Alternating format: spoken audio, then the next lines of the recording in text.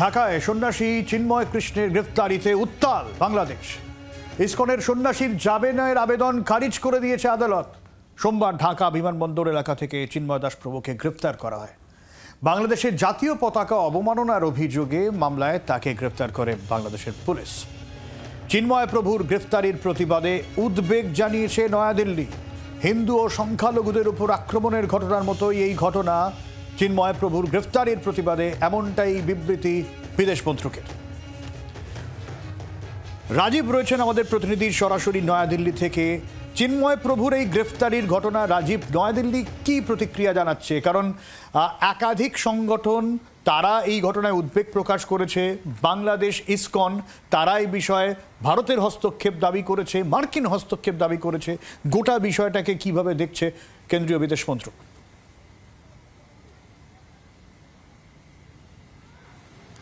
দেখো, বাংলাদেশে ইসকনের সন্ন্যাসী চিন্ময় কৃষ্ণ দাসকে বিমানবন্দর থেকে গ্রেপ্তার করা নিয়ে খোদ বাংলাদেশেই এই মুহূর্তে বলা যেতে পারে আগুন জ্বলছে।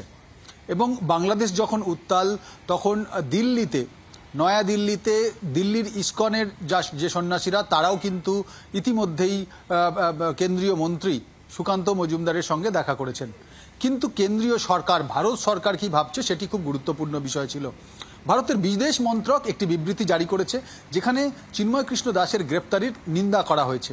শুধু নিন্দা করাই হয়নি, তারা জানিয়েছে যে তারা চাইছেন, দিল্লি চাইছেন যাতে চিন্ময় কৃষ্ণ দাসকে অবিলম্বে মুক্ত করা হয় এবং তাকে সসম্মানে তার জায়গায় ফিরিয়ে দেওয়া হয়, এবং তাকে যেভাবে গ্রেপ্তার করা হয়েছে তার নিন্দা করছে দিল্লি। শুধু তাই নয়, দিল্লি এও জানিয়েছে বিবৃতিতে যে বাংলাদেশ জুড়ে যেভাবে হিন্দুদের ওপরে অত্যাচার হচ্ছে, সেই অত্যাচার এবং বিভিন্ন জায়গায়, বিভিন্ন শহরে, বিভিন্ন ছোট ছোট এলাকায়, গ্রামে গঞ্জে যেভাবে হিন্দুদের ওপর অত্যাচার হচ্ছে, সেই অত্যাচার বন্ধ করতে বাংলাদেশ সরকারও কিন্তু তৎপর হচ্ছে না। তা নিয়ে কিন্তু উদ্বেগ প্রকাশ করা হয়েছে। ভারতের এই উদ্বেগ অত্যন্ত গুরুত্বপূর্ণ, তার কারণ ভারত বাংলাদেশের সম্পর্ক বেশ কিছুটা বলা যেতে পারে একটা চিড় ধরেছে, এরকম একটা বলা যাচ্ছিল যখন কিনা শেখ হাসিনা ভারতে এসে আশ্রয় নিয়েছে। আর তারপর থেকেই কিন্তু এই সম্পর্ক নিয়ে যখন চর্চা চলছে আন্তর্জাতিক মহলে, তখন চিন্ময় কৃষ্ণ দাসের গ্রেফতারি নতুন করে কিন্তু এই বিষয়টাকে আবারও উস্কে দিয়েছে। আর আজকে বিদেশ মন্ত্রক বিবৃতি দিয়ে যখন জানিয়ে দিল যে তারা নিন্দা করছে, প্রতিবেশী দেশের ভারত এখনো পর্যন্ত বাংলাদেশের কোনো পদক্ষেপ, আজ পর্যন্ত বাংলাদেশ সরকারের, স্বাধীন বাংলাদেশ সরকারের কোনো পদক্ষেপের বিবৃতি দিয়ে নিন্দা কিন্তু ভারত সরকার করেনি। দীর্ঘদিন পরে, হাসিনা সরকারের পতনের পরে যখন সেখানে নতুন সরকার চলছে, তখন এই ঘটনায় কিন্তু দিল্লি তাদের অবস্থান স্পষ্ট করেছে, এবং এই অবস্থান যে কড়া অবস্থান, তাও কিন্তু আমরা বিদেশ মন্ত্রক সূত্রে জানতে পারছি যে তারা এই অবস্থান রীতিমতো সরব থাকবে, এবং এই নিয়ে তাদের যদি পরবর্তীতে আবারও বিবৃতি দিতে হয় এবং যা করণীয় সেটাও কিন্তু তারা করতে পারেন। অন্তত বিদেশ মন্ত্রক সূত্রে আমরা সেটা জানতে পারছি। এবং রাজীব সঙ্গে থাকো, আমি তোমার কাছে পরে আবারও আসবো এই গোটা বিষয়টা নিয়ে। আর বাংলাদেশ হিন্দু রোধা খ্রিস্টান ইউনিটি কাউন্সিলের তরফে এই বিষয়ে ঠিক কি জানানো হয়েছে শুনুন। এটি অত্যন্ত দুর্ভাগ্যজনক যে চিন্ময় কৃষ্ণ দাস ইতিমধ্যে সারা বাংলাদেশে বিশেষ করে বৈষম্য বিরোধী আন্দোলনে যে সনাতনী যে হিন্দু সম্প্রদায়ের লোকজনের ভিতরে যে ক্ষোভ তৈরি হয়েছে, যে ওই সময়ের অত্যাচার, নির্যাতন আমরা যেটা দেখেছি, সেখানে সারা বাংলাদেশে প্রায় প্রত্যেকটা জেলায়, 64টি জেলার মধ্যে অধিকাংশ জেলাতেই সেখানে হিন্দু জনগোষ্ঠীর উপরে এবং ইভেন খ্রিস্টান, বৌদ্ধদের উপরেও তাদের ধর্ম প্রতিষ্ঠানের উপরে আক্রমণ করা হয়েছে। আমাদের সঙ্গে আন্তর্জাতিক সম্পর্ক বিশেষজ্ঞ ঈশানী নস্কর রয়েছেন। আমি একটু ঈশানীদের সঙ্গে এই বিষয়ে একটু কথা বলতে চাইব। সেটাতে আমরা দেখেছিলাম ইউনূস যখন ক্ষমতায় এলেন, তার কয়েকদিন পর থেকে সংখ্যালঘুদের ওপরে অত্যাচার, এই ধরনের খবর সামনে আসতে থাকলো। ইউনূস নিজে বিবৃতি দেন, তিনি নিজে উদ্বেগ প্রকাশ করেন, এবং গোটা বিষয়টা হবে না এরকম বিষয়টা নয়, বিচ্ছিন্ন ঘটনা বলে তিনি এড়িয়ে যান। তার পরবর্তীকালে এই নিয়ে আর কোনো মন্তব্য তার তরফে আসেনি। অথচ আমরা যে বক্তব্য শুনলাম হিন্দু খ্রিস্টান বৌদ্ধ সমন্বয় কমিটির যিনি হচ্ছেন সাধারণ সম্পাদক, তার বক্তব্য যে অন্তত 2000-এর ওপরে বেশি ঘটনা ঘটেছে এবং সরকার নিশ্চুপ। দেখুন, যদি আমরা ঘটনাক্রমটা দেখতে থাকি, যবে থেকে হাসিনাজি ক্ষমতাচ্যুত হন এবং দেশ ছাড়তে বাধ্য হন এবং যে ধরনের খুব ন্যাক্কারজনক ঘটনাগুলি ঘটে বিশ্ব মিডিয়াতে সেটা ছড়িয়ে পড়ে, তার যে কোনো প্রতিকার ইউনিশ সরকার করতে পেরেছে তার প্রমাণ কিন্তু পাওয়া যায়নি। কাজে এটা খুব আশ্চর্য হবার কোনো ব্যাপার নয় যে ইউনিশ সরকারের তত্ত্বাবধানে সংখ্যালঘু যারা রয়েছেন, বিভিন্ন ধর্মের বিভিন্ন জাতির, তারা ভীষণ রকমভাবে বিপন্ন শুধু নয়, তাদের আমি বলবো সিকিউরিটি এবং তাদের দেশে টেকার জন্যে যে সুবন্দোবস্ত এবং আইন শৃঙ্খলার দিকটা যেটা দেখার কথা ছিল সেইটা সম্পূর্ণ ব্যর্থ।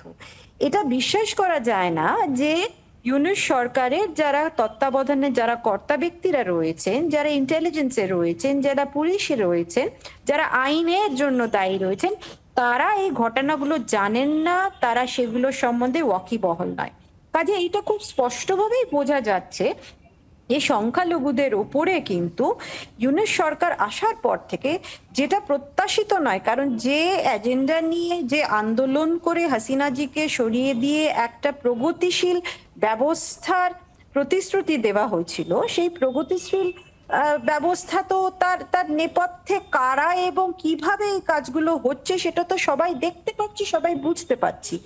যেটা ভাবার সেটা হচ্ছে, যেহেতু ভারত প্রতিবেশী দেশ এবং সেইখানে হিন্দু সম্প্রদায় এবং অন্যান্য সম্প্রদায়ের মানুষজন বসবাস করছেন, এই যে বলবো এই যে অন্যায় অবিচার চলছে দিনের পর দিন, যার খানিকটা বাইরে আমরা দেখতে পাচ্ছি, খানিকটা আমরা দেখতে পারছি না, সেই জায়গাগুলো কিন্তু আমাদের ওপরে একটা প্রভাব ফেলবে। এতটা প্রভাব ফেলছে যে এইবারে ভারত সরকার বাধ্য হয়েছে যে তারা একটা বিবৃতি আমরা দিয়েছি, ভারত সরকার দিয়েছেন এবং ভারত সরকার উদ্বেগ প্রকাশ করেছেন। কাজেই বোঝাই যাচ্ছে যে ইউনিশ সরকারের কাজকর্ম নিয়ে ভারতের কাছে কিন্তু এটা এখন একটা খুব সমস্যার জায়গা তৈরি হয়েছে। এবং এটা একটু ভাবুন যে কোনো দেশের যারা সংখ্যালঘু সম্প্রদায়ের মানুষজন আছেন তাদের ওপর যদি সংখ্যাগরিষ্ঠ সরকার তারা যদি এই ধরনের আক্রমণ আনেন, এবং যারা আক্রমণ ধরে নিচ্ছে যারা আক্রমণ করছে তারা অ্যান্টি সোশ্যাল, তারা ভীষণ রকম র্যাডিক্যাল, তারা একদম কোনো আইন শৃঙ্খলা মানছে না, তাহলে আইন শৃঙ্খলার দায়িত্বে যে রাষ্ট্র রয়েছে সেই রাষ্ট্র কি করছে, সেই কর্তৃপক্ষ কি করছে, তারা কেন এই বিষয়গুলোকে কড়া হাতে দমন করছে না, কেন যারা যারা এই কাজগুলো করছে তারা কেন শাস্তি পাচ্ছে না? 2000 ঘটনার যে কথাটা আপনি বললেন, তার মানে এইটা 2000 ঘটনার এই যে পরিস্থিতি তৈরি হয়েছে, এই যে ঘটনাগুলো ঘটছে, যেগুলো আমি বারবার বলছি কিছু আমরা জানছি কিছু আমরা জানতে পারছি না, সেই ঘটনাগুলি কি তাহলে সরকারের মানে আড়ালে হচ্ছে, সরকার সেটা জানতে পারছে না, নাকি চোখ বুজে আছে? এটাই কিন্তু এখন আমার মনে হয় প্রত্যেকটি মানুষের মনে ঘুরছে যে মানে ইউনূস সরকার আখেরে কি এবং কেন এই ধরনের একটা আমি বলবো বিমাতসুলভ আচরণ করছে। আমি আসবো ঐশানীদি আপনার কাছে। আমি একটু ইসকনের মুখপাত্র রাধারমণ দাস এই গ্রেফতারি নিয়ে ঠিক কি বলেছেন শোনাবো আপনাদের। বাংলাদেশের স্থিতি খুব খারাপ। আমরা দেখলাম কি কিরকম চিন্ময় কৃষ্ণ দাসকে কালকে অ্যারেস্ট করা হয়েছে। আজকে যখন ওনাকে কোর্টে নিয়ে গেছে পুলিশ, তখন প্রায় 400 থেকে 500 পুলিশ ওনাকে ঘিরে নিয়ে গেছে। এরকম মনে হচ্ছে কি কেউ টেররিস্টকে অ্যারেস্ট করে প্রডিউস করা হচ্ছে। তারপরে আমরা দেখলাম কি বেলটা ডিনাই করা হলো, ওনাকে জুডিশিয়াল কাস্টাডিতে পাঠানো হয়েছে। আমরা দেখলাম কি কিছুদিন আগেই 4-5 দিন আগে একটা খুব বড় প্রোটেস্ট মার্চ হয়েছিল, যেখানে প্রায় 4 লাখ লোক পার্টিসিপেট করেছে, কিন্তু ওরা খুব শান্তিপূর্ণভাবে প্রোটেস্টটা করছিল। এরকম ওদের যে চিন্ময় কৃষ্ণ দাস হিন্দু প্রোটেস্টের উনি একটা ফেস হয়ে গেছেন, কিন্তু এই সময় ওনাকে এরকম অ্যারেস্ট করা এটা খুব দুঃখনীয়। It is like an instigation. আর আমরা দেখলাম কি যেই পুলিশ অ্যারেস্ট করেছে কালকে, অনেক বাংলাদেশে অনেক জায়গাতে হিন্দু মাইনরিটিজ আর অন্য মাইনরিটিজ ওরা রাস্তায় নেমে প্রোটেস্ট করছিল, কিন্তু অনেক জায়গা থেকে আমরা খবর পেয়েছি, ভিডিও দেখেছি, যেখানে মুসলিম কট্টরপন্থীরা ওদের উপরে হামলা চালায়। আজকেও যখন চিন্ময় কৃষ্ণ প্রভুকে কোর্টে উনি কোর্ট থেকে যখন নিয়ে যাচ্ছিল তখন ওখানে যে জনমানুষ ছিল আর যারা ওকিল ছিল ওদের উপরেও পুলিশ খুব লাঠিচার্জ করেছে। এটা খুব দুঃখের কথা। আমি আবার একটু রাজীবের কাছে চলে যাবো। রাজীব, আমরা গত কয়েকদিন ধরে দেখেছি বাংলাদেশের সংখ্যালঘুর এই পরিস্থিতি নিয়ে তারা রাস্তায় নেমেছিলেন। রংপুর, চট্টগ্রাম, একাধিক জায়গায় বিক্ষোভ হয়েছিল। চিন্ময় প্রভু অন্যতম মুখ ছিলেন তার, তিনি গোটা ঘটনার প্রতিবাদে সরব হয়েছিলেন। ৮ দফা দাবি সামনে রেখে সরকারের উপরে চাপ বাড়াচ্ছিলেন। এর জেরেই গ্রেফতারি কিনা এই নিয়ে একটা বিতর্ক হয়েছে, যদিও হিন্দু সংগঠনের দাবি এর জেরেই তাকে গ্রেফতার করা হয়েছে, মুখ বন্ধ করানোর চেষ্টা। কিন্তু যে বিদেশ মন্ত্রকের বিবৃতির কথা তুমি বলছো, এই বিদেশ মন্ত্রকের বিবৃতি যদি তুমি দেখো অন্যান্যগুলোর থেকে তুলনামূলক করা নয় কি? তাহলে রাজীব, যে পরিস্থিতির দিকে বাংলাদেশ যাচ্ছে, এবার কি দিল্লির আরও কড়া মনোভাব দেখতে পাওয়া যাবে? সেই সম্ভাবনায় কি প্রবল হচ্ছে?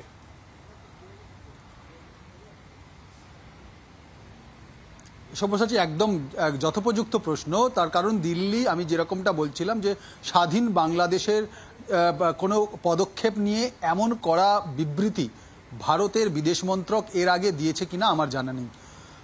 ইউনূস সরকার হাসিনা সরকারকে যখন ক্ষমতাচ্যুত করলো তখন তাদের উদ্দেশ্য কী ছিল? মূলত দুর্নীতি এবং অন্যান্য ইস্যু ছিল।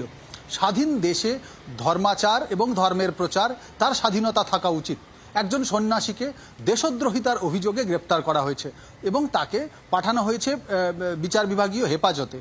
এই জায়গায় কিন্তু মূল প্রশ্ন শুধু কি এই চিন্ময় কৃষ্ণ দাস?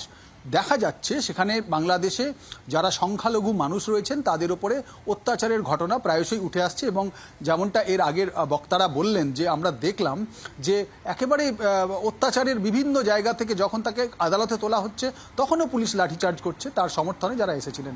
এই জায়গাটায় কিন্তু ভারতের যে তীক্ষ্ণ নজর রয়েছে, এবং ভারত এতদিন পর্যন্ত হাসিনার ভারতে আসা, তাকে আশ্রয় দেওয়া, এই নিয়ে যখন অনেক আলোচনা হয়েছে সেটিকে ভারত অনেক সূক্ষ্মভাবে কোনো রকম বিরোধ না করে সেই জায়গায় কিন্তু বলা যেতে পারে সামলেছে। কিন্তু এই মুহূর্তে বাংলাদেশে যা ঘটছে তার কড়া নিন্দা করে ভারত তাদের অবস্থান স্পষ্ট করে ভবিষ্যতে আরও কড়া পদক্ষেপ যে তারা নিতে পারেন, তারা অবস্থান নিতে পারেন, তা কিন্তু স্পষ্ট করে দিয়েছে। বিশেষত নয়াদিল্লির আজকের এই অবস্থান থেকে একটা বিষয় স্পষ্ট যে আন্তর্জাতিক মহলে অন্যান্য দেশের দৃষ্টি আকর্ষণ ভারতের মতোই বাংলাদেশ নিয়ে অন্যান্য দেশগুলিও চিন্তিত, এবং তাদের অবস্থান তাদের বিবৃতির মারফতে আসতে পারে, এবং সেক্ষেত্রে বাংলাদেশের ওপর চাপ বাড়বে। এই জায়গায় ভারতের এই পুরো বাংলাদেশের ঘটনা এবং এই চিন্ময় কৃষ্ণ দাসের গ্রেফতারি এবং সংখ্যালঘুদের ওপর অত্যাচার নিয়ে আজকে ভারত যে বিবৃতি দিয়েছে সেখানে শুধুমাত্র এই চিন্ময় কৃষ্ণ দাসের গ্রেপ্তারি নেই, কিন্তু তার মধ্যে রয়েছে যে সমগ্র বাংলাদেশ জুড়ে সংখ্যালঘুদের ওপর অত্যাচার হচ্ছে তারও কিন্তু উল্লেখ রয়েছে। এটাতে ভারত এক ঢিলে দুই পাখি মেরেছে। একদিকে যেমন বাংলাদেশকে কড়া বার্তা দেওয়া হয়েছে, তেমনি সমগ্র আন্তর্জাতিক মহলকে, বিভিন্ন দেশকে তাদেরও বিবৃতি দেওয়া এবং তাদের অবস্থান স্পষ্ট করার কিন্তু একটা ভারত আহ্বান জানিয়েছে, এমনটা বলা যেতে পারে। সব্যসাচী, আমি এই জায়গা থেকে আবারও ঈশানীদির কাছে চলে যাবো। ঈশানী, আমরা দেখেছি এর আগে চিন্ময় প্রভু তিনি বক্তব্য রেখেছেন, তিনি প্রতিবাদ মিছিলে হেঁটেছেন। রংপুরে বিশাল সমাবেশ, চট্টগ্রামে বিশাল সমাবেশ, সেখানে দফায় দফায় অশান্তি হয়েছে। হেফাজতে ইসলামীর তরফে নির্দিষ্টভাবে সুর চড়ানো হয়েছিল, তাদের সংগঠন সদস্যদের সঙ্গে মারপিট মারধর, সেই খবর আমরা পেয়েছি।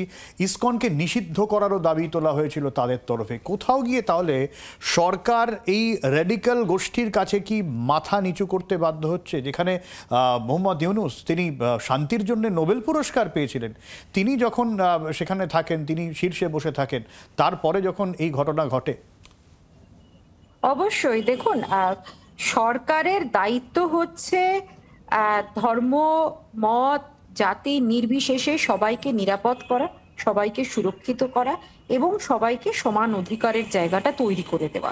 এখানে খুব সুস্পষ্টভাবে দেখা যাচ্ছে যে জবের থেকে এই সরকার পরিবর্তন হলো, যে আন্দোলন করে যে এবং আন্দোলনের পরেও যে ঘটনাগুলি দেখা গেল, সেখান থেকেই তো সংকেতটা খুবই স্পষ্ট হয়ে গেছিল যে কিভাবে প্রতিক্রিয়াশীল কট্টরপন্থী যে গোষ্ঠীগুলি আছে সেই গোষ্ঠীগুলি কতটা হেফাজতে ইসলামের কথা বলছেন। আরো অনেক ছোট গোষ্ঠী আছে যারা খুব সক্রিয় হয়ে পড়েছে, তারা মানে নবজীবন লাভ করেছে বলে মনে হচ্ছে, এবং তারপরে একদম সিস্টেম্যাটিক্যালি দেখা যাচ্ছে যে সংখ্যালঘু সম্প্রদায়গুলির ওপরে, হিন্দুদের ওপরে, বৌদ্ধদের ওপরে, চট্টগ্রাম ইত্যাদি ইত্যাদি সব জায়গাতে নানা ধরন রকমের তাদের উপরে অত্যাচার এবং অনাচার হচ্ছে, যেটার কোনো প্রতিকার কিন্তু সরকার করছে না। আমি বারবার বলছি, প্রতিক্রিয়াশীল কট্টরশীল গোষ্ঠীরা তারা তাদের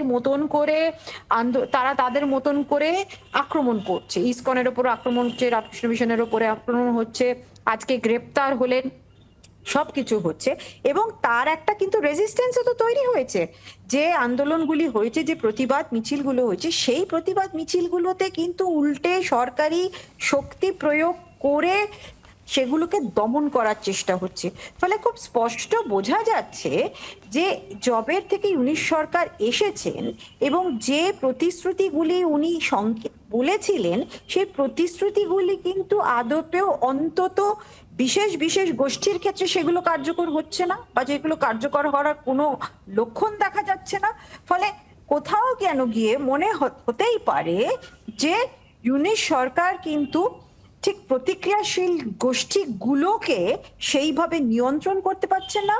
হতে পারে তাদের দ্বারা অনেকটা প্রভাবিত হয়ে বা যে কোনো শর্ত সাপেক্ষে ইউনিশ সরকারের কাছে প্রাধান্যটা কিন্তু হচ্ছে যে যেভাবেই হোক ক্ষমতায় থাকার জন্য যাদের সাপোর্ট দরকার, সেই সাপোর্টের গোষ্ঠীগুলোকে পপুলার জায়গাটাকে ধরে রাখার চেষ্টা করা। না, কিন্তু ঈশানীদি, পপুলার জায়গা ধরে রাখার কথা তো ইউনূস সরকারের নয়, তত্ত্বাবধায়ক সরকারের নয়। তারা অন্তর্বর্তী সরকার হিসেবে কাজ করছে, তারা গণতান্ত্রিক প্রক্রিয়া ফেরানোর জন্য কাজ করছে, তারা সঠিক নির্বাচনের জন্য কাজ করছে। তাদের পপুলার গোষ্ঠীকে তোল্লাই দেওয়ার কোনো দায় নেই, থাকার কথা নয়। একদম ঠিক বলছেন আপনি, যে কথাটা বলছেন একদম ঠিক বলছেন, যে তার কোনো দায় নেই, কারণ তত্ত্বাবধায়ক সরকার। কিন্তু তত্ত্বাবধায়ক সরকারের এই মুহূর্তের যে কর্মসূচি, তার মধ্যে একটা বড় কর্মসূচি হচ্ছে নতুন করে সংবিধানকে তৈরি করা। এটা কি আজকালের মধ্যে করা সম্ভব? এটা কি খুব তাড়াতাড়ি করা সম্ভব? তার মাঝে যে এই যে ঘটনাক্রমগুলো ঘটছে, সেই ঘটনাক্রমগুলোকে তাহলে তারা কেন নিয়ন্ত্রণ করতে পারছেন না? তারা কেন সেগুলোকে দমন করতে পারছেন না? আইন কেন দলমত নির্বিশেষে শাস্তি দিতে পারছে না? কেন সংখ্যালঘুদের রক্ষা করা, তাদের যে বিভিন্ন তাদের অধিকার লঙ্ঘন হচ্ছে, সেই অধিকারগুলো কেন পুনঃপ্রতিষ্ঠা করতে পারছেন না? তাহলে কোথাও যেন গিয়ে মনে হচ্ছে যে ইউনিশ সরকারের যে দেখার পদ্ধতি, যেভাবে তার উচিত ইকুয়ালি সবার প্রতি আইন প্রয়োগ করা, সবাইকে রক্ষা করা, একটা সুষ্ঠু ব্যবস্থার পথ তৈরি করা এবং তত্ত্বাবধায়ক সরকার হিসেবে আইন শৃঙ্খলা রক্ষা করা, সেই জায়গাটা কিন্তু বাপু হচ্ছে না। আমি ফিরে আসবো আলোচনায়, আরো খবর দেবো, একটা বিরতির পর ফিরে আসছি, সঙ্গে থাকুন।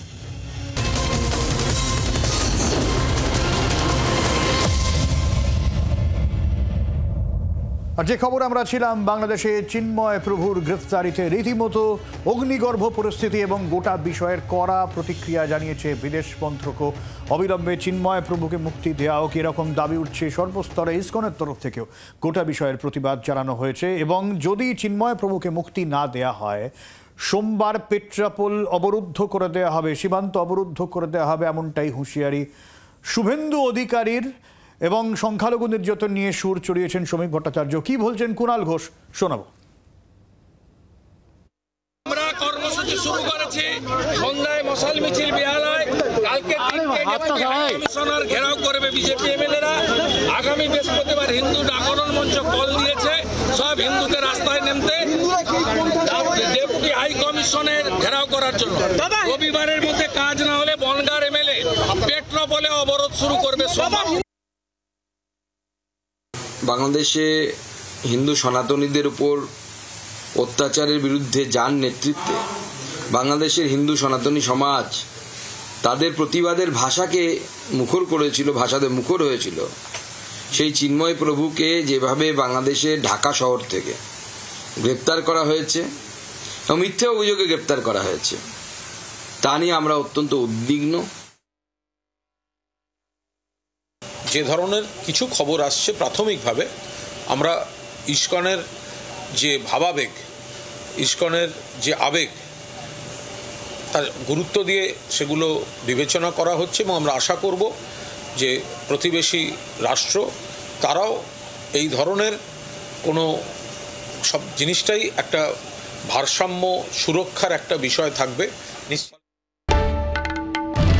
বাংলার আওয়াজ, বাঙালির আবেগ, জি 24 ঘন্টা।